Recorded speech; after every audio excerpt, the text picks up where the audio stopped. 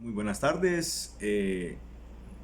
Ya hoy finalizando nuestro módulo 3 de mecanismos alternativos de solución de conflictos en este curso básico. Mi nombre nuevamente, Carlos Fernando Muñoz Martínez, soy abogado, juez de paz en Florida Blanca. Actualmente curso magíster en Derecho con profundización administrativa en la Universidad Santo Tomás y tengo el gusto hoy de compartir con ustedes este tercer módulo. En este tercer módulo de mecanismos alternativos de solución de conflictos hablaremos de la conciliación en equidad y la conciliación en derecho como un mecanismo alternativo de solución de conflictos. Pues bien, pero primero tenemos que entrar en materia y saber qué indica o qué es la conciliación.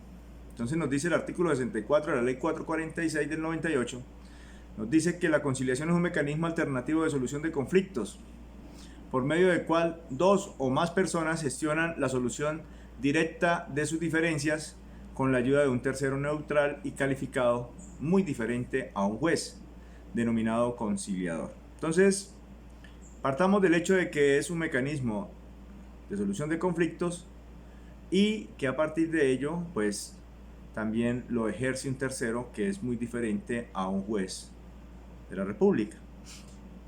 Aunque de igual forma, pues ahora ya hoy día se realiza por medio de los jueces la conciliación, puesto que es darle celeridad al proceso.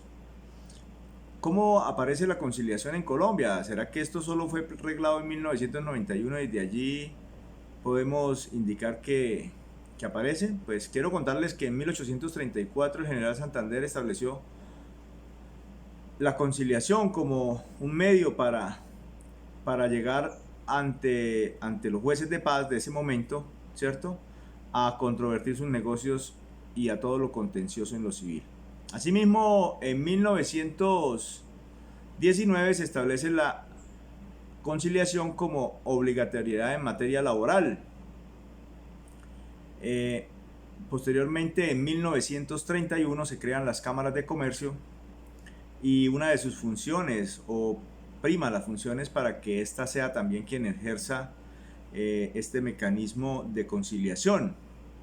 En 1957, con el decreto 291, se autorizó la conciliación ante los inspectores en asuntos campesinos de restitución de tierras. En 1970, con los decretos 1400 y 2019, en materia civil se contempló la conciliación como requisito para los procesos verbales. Ya en 1976, la ley primera ordenó la obligatoriedad de la conciliación entre cónyuges para cuando hay separaciones o cuando hay conflictos en familia. En 1987, cuando hubo la reforma de la justicia, se recomendó implementar ya un mecanismo o la conciliación como mecanismo alternativo. Ya en 1989, mediante el decreto 2282, se ordenó la conciliación como requisito de procedibilidad en los diferentes procesos. Y en 1991 ya se establece como un mecanismo alternativo de solución de conflictos. Pero fue hasta 1998 cuando la ley 446 reguló la conciliación en todas las materias, civil, laboral, familia, penal. En todas las materias la regula la ley 446 de 1998. Asimismo, fue hasta la ley 640 cuando se nombran los conciliadores o los centros de conciliación, en la ley 640 del 2001, ¿ya? Y se aumentó el número de conciliadores y el número de centros de conciliación. ¿Cuáles son las características de la conciliación? Las características esenciales de la conciliación es que es un mecanismo útil para la solución de conflictos. ¿Por qué? Porque descongestiona los despachos judiciales. Adicional a ello, permite un acceso a la administración de justicia más diligente, toda vez que las personas entre sí mismas y de común acuerdo pues lo hacen. Por ello es un mecanismo autocompositivo, porque pues las personas son las que resuelven su conflicto y por medio de su consentimiento pues llegan a una solución al mismo y no congestionan la justicia. Asimismo, una de sus características es que es una actividad preventiva para prever un litigio, un proceso. Entonces la conciliación lo que hace es acortar, es prever ese proceso. ¿Cuáles son los principios de la conciliación? Entonces, pues tenemos que es informalidad. Pues ¿por qué? Porque pues puede desarrollarse en cualquier momento de la audiencia, ¿sí?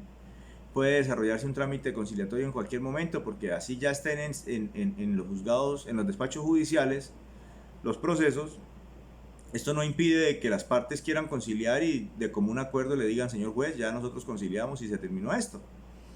Es muy flexible porque se adapta a las necesidades de las partes, hace congruencia con la necesidad de las partes. Uno de los factores que veo como juez es la congruencia que se tiene que tener. Ejemplo, en esta pandemia que pues acaba de azotar al mundo entero, nos damos cuenta de que hay muchas personas que quedaron pues básicamente perjudicadas. Y entonces han incumplido sus obligaciones tanto contractuales como extracontractuales, han incumplido sus pagos, han incumplido en un sinnúmero de cosas, pero porque básicamente fueron afectados. Y de igual forma también están aquellos acreedores que pues también fueron afectados y que necesitan una solución para no seguirse viendo vulnerados sus derechos. Entonces, cuando entramos en la flexibilidad es entender al otro, es entender el cómo hago para que no se me sigan violando mis derechos, pero tampoco violar los de los demás. Entonces es un ejemplo, como siempre hemos mirado en este curso, los casos de restitución de inmuebles, los casos de arrendamientos. En los casos de arrendamiento en el ordinario, pues lo que se busca es el derecho y buscar cómo se sanciona según la ley 820 del 2003. Pero en esta etapa de conciliación, las partes lo que buscan es llegar a un acuerdo de pago, lo que buscan es llegar a un acuerdo de entrega del inmueble, porque de nada sacamos que se haga un buen proceso, pero no se tenga ninguna garantía sobre el mismo. Entonces la flexibilidad, este principio es muy importante. La celeridad también, toda vez que, como les decía anteriormente, hay procesos hasta el 2014 que se pueden solucionar con una conciliación en 10-15 minutos y es muy, muy fácil. La economía, que es otro de los principios de la conciliación, es porque pues van a ahorrar costas procesales, van a ahorrar costas en abogados, van a ahorrar un sinnúmero de costos y de tiempo.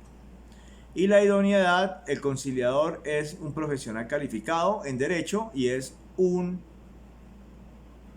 servidor con testimonio, con reputación en el lugar donde reside. Entonces los dos conciliadores deben tener, o sea, el conciliador en equidad o el conciliador en derecho deben tener la idoneidad, el del derecho de conocer la norma y aplicarla para dar un buen desarrollo a la conciliación, y el de equidad conocer las costumbres y aplicarlas. Y otro de los principios es la buena fe, porque se basa en que las partes tienen buena fe de llegar a acuerdos. Entonces, estos grandes principios que desarrolla la conciliación son muy importantes y deberíamos o debemos tenerlos en cuenta. De igual forma, la conciliación se desarrolla en dos clases: judicial y extrajudicial. Judicial es aquella que se desarrolla dentro del proceso, y por ello les decía que no importa en qué etapa del proceso hasta antes de dictar sentencia, pues se puede conciliar en cualquier momento. Esta es la judicial. Y extrajudicial es cuando las partes, aún estando en un proceso extrajudicialmente, se van para una notaría, se van para un centro de conciliación, hacen una conciliación y la desarrollan, o pueden hacerlo estando en un proceso o no estando en el mismo, pero la realizan fuera de los procesos judiciales. Los principios que rigen al conciliador, o que debe tener un conciliador en derecho o en equidad, es ser neutral. Un conciliador, porque es un tercero, acuérdese que la conciliación es un mecanismo autocompositivo, o sea que se autocompone con las partes, o sea que el tercero, que es aquel que está ayudando, debe ser neutral, ni para un lado ni para el otro, debe ser imparcial, que es otro de los principios que debe tener. Debe guardar este secreto, porque es que un conciliador en derecho o en equidad no puede estar vociferando o dando a los cuatro vientos los conflictos que tienen las personas, pero asimismo debe tener autonomía e independencia para poder acompañar a las partes a un buen desarrollo de su proceso. También debemos recordar que las decisiones tomadas por este tercero o por estos en esta conciliación tienen efectos de obligatoriedad, tienen efectos puesto que él es el que en el derecho o en equidad él es el que el que firma, el que da fe pública de que se hizo un acuerdo entre partes.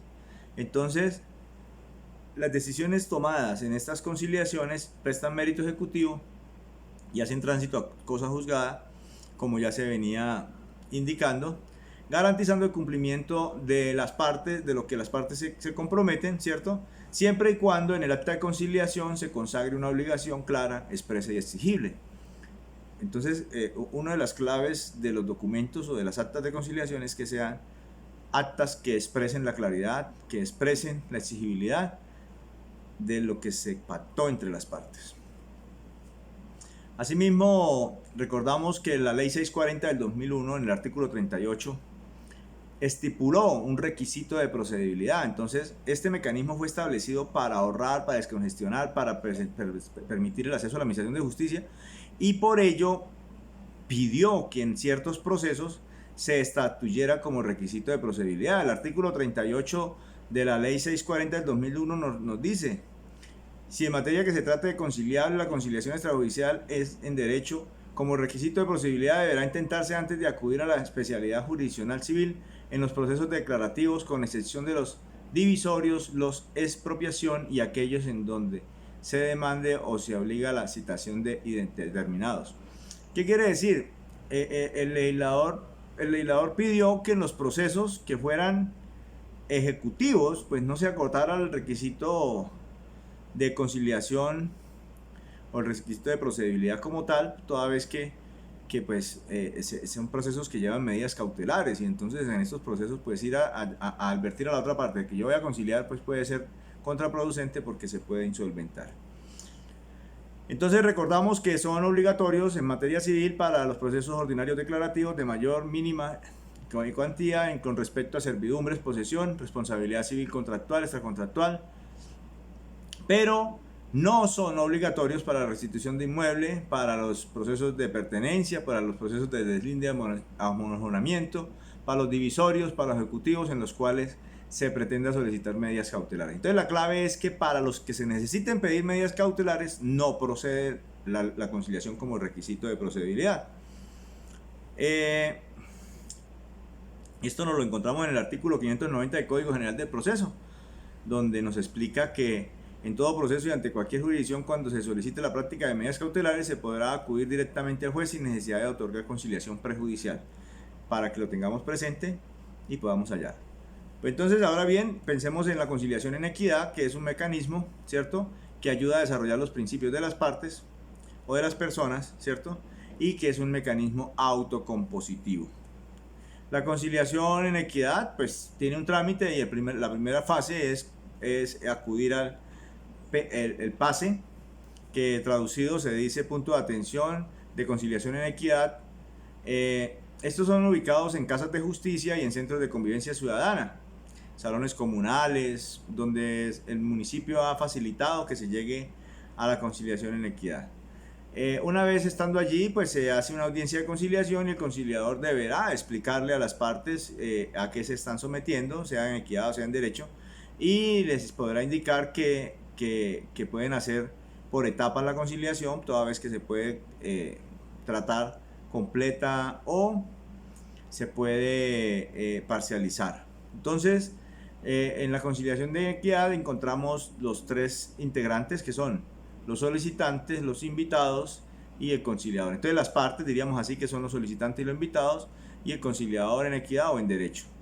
Y los asuntos que se pueden conciliar, sean en equidad o sean en derecho, son asuntos transgredibles, desistibles o conciliables. Asimismo, la conciliación, como les decía anteriormente, puede finalizar con un acuerdo total, puede finalizar con un acuerdo parcial, puede finalizar con la constancia de no acuerdo o con la constancia de inasistencia, y pues sea cualquiera de las dos constancias, suple el requisito de procedibilidad para acudir ante la jurisdicción ordinaria, ante el juez ordinario, en el debido proceso de que se lleva o que se solicite la conciliación como requisito de procedibilidad. Nuevamente les repito, para que recordemos, la conciliación hace tránsito a cosa juzgada, presta mérito ejecutivo, así como todos los mecanismos alternativos de solución de conflictos prestarán tránsito a cosa juzgada y prestarán mérito ejecutivo. Entonces, estos parámetros que se acaban de explicar, nuevamente les informo o les indico que están en sus lecturas, están en el desarrollo de sus presentaciones y que ojalá les sirva para que ustedes puedan ser esos conciliadores, esos jueces de paz, esos terceros que ayudan a la comunidad a desarrollar pues una convivencia ciudadana pacífica y a resolver sus conflictos. Entonces, hasta aquí llegamos con nuestro curso básico de mecanismos alternativos de solución de conflictos. Pues posiblemente más adelante haremos uno más avanzado para conocer ya parte administrativa y otros temas de más. Pero por el momento les agradezco toda su atención y les agradezco que hayan estado en este curso. Felicidades y nos veremos prontamente. Gracias.